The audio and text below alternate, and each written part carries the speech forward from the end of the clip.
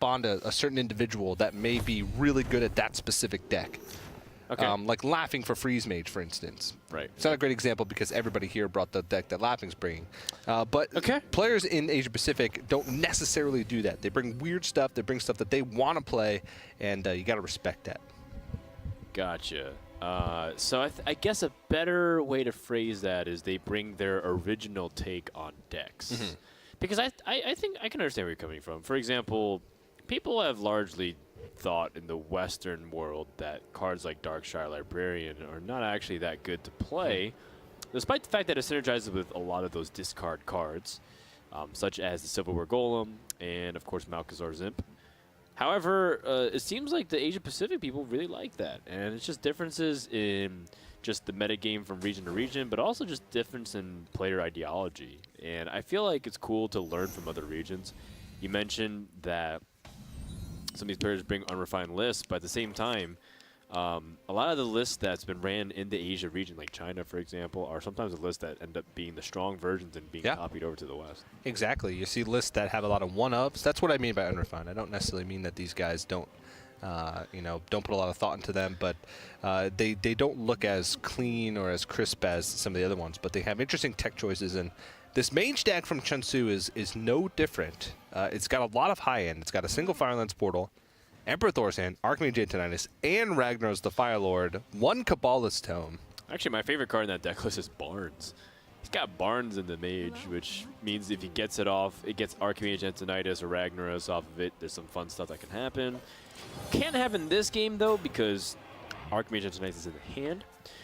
But we'll see. Already with an interesting decision of whether or not he chooses to play Mirror Image on turn 1. This is a tough decision always, considering that you don't really have good follow-up to it. You're going to be stuck hero powering until turn 4 based off what your hand is. So Che0nsu plays this early on because he anticipates that his opponent will be flooding the board, and he might need to protect in the event he picks up a 2-mana play, such as the Cult Sorcerer. Sorcerer's Apprentice was also something he was accounting for. Yeah, it's a really smart play. This matchup is all about sort of the early board. Unless somewhere in the mid-game you can, make a huge Flamewaker turn, which we did see earlier on, or in the last series between Che0nsu and Gogongxing. Big Flamewaker turn to swing against Zhu, then you really do need to get an early board lead, or at least keep the early board under control as the mage to even have a chance. Yeah. Zhu is favored against the tempomage on paper, but as we know, things on paper don't always translate to the final results. Now, Aaron, he's playing the list that, like we said, has cards like Darkshire Librarian and, of course, a lot of other cards that people aren't necessarily always used to seeing in the Zhu Warlock. Crazed Alchemist, for example, is another interesting tech there that he's included as well. However, Che0nsu knows the deck list, so he's well aware of what Aaron can do. I think you just got to play the Cult Sorcerer. Even though you get an easy hero power to kill the first half of the Possessed Villager, I think it's just better to set this 2-mana minion on the board. Yeah, for sure. And Che0nsu takes a lot of time to think through that turn. And, you have to think that he went for the turn 1 Mirror Image in order to set up for a possible turn 2 play. Right. Because a lot of times, even if he thinks that he's not going to find anything to play on turn 2, then the only thing that these Mirror Image does is effectively save him health, which isn't necessarily the best thing in the world in this matchup. A lot of times, if you lose the board, you don't really have a chance in the game anyway, regardless of what health total you're at. So, thinking through, but I can't imagine anything was going through his head besides play that Cultist. Yeah, I think even in the event where like Sorcerer's Apprentice is drawn, you still have the Mirror Image, so it's specifically for cards like Cult Sorcerer, which is you don't have anything else to do on 2 anyways, so you're going to play that. Now, here's an interesting similar situation for Che0nsu. He has the Flamewaker. If he plays this on turn 3, he is opening himself up to a few other ways for his board to start getting attacked, primarily if his opponent does have that Crazed Alchemist, for example, but largely protected behind the Mirror Images. I don't really think just hero powering leads to too much, because the next turn you're still on a very awkward turn. Like, you only have Fireball. If you had the Missiles or Arcane Blast, other cards that help synergize like 1-mana spells, I wouldn't hate the Flamewaker keep.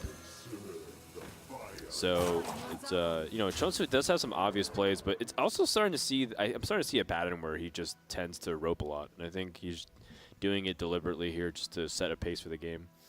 Yeah, and there's a lot of players that have traditionally done this.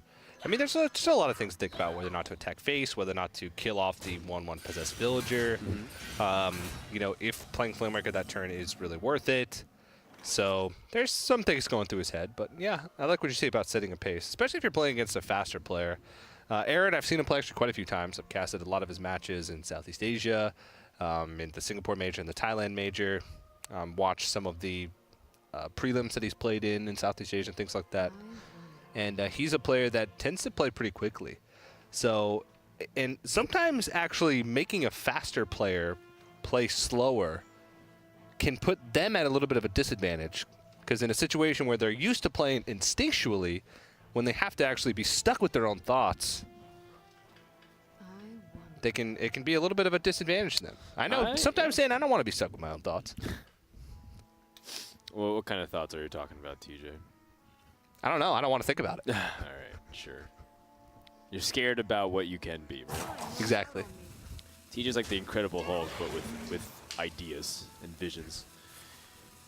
Well, at this point, Che0nsu, I mean, he only had one play this turn also, which is the Fireball. He's really hoping that it doesn't land on the Imp Gang boss. He does land onto it. It's a little bit unfortunate circumstance, and that means that it's not like a clean removal, because if he was able to remove these 1/1s in the ideal world, then Defender of Argus would not get value. Che0nsu's also letting just a turn finish. I have a theory.